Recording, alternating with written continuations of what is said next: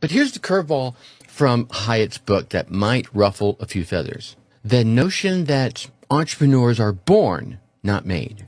I have to challenge that. Because I believe that every single parent listening, even if you're not a parent, every single parent listening out there right now has that entrepreneurial fire within them, has that entrepreneurial opportunity residing somewhere in the deepest recesses of their soul. It's not about being born with a silver spoon, no, or a business degree. No. It's about passion. It's about resilience.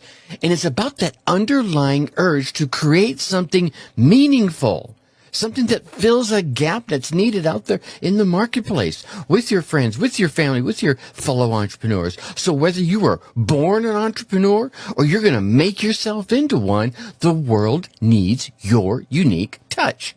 That's it, right there.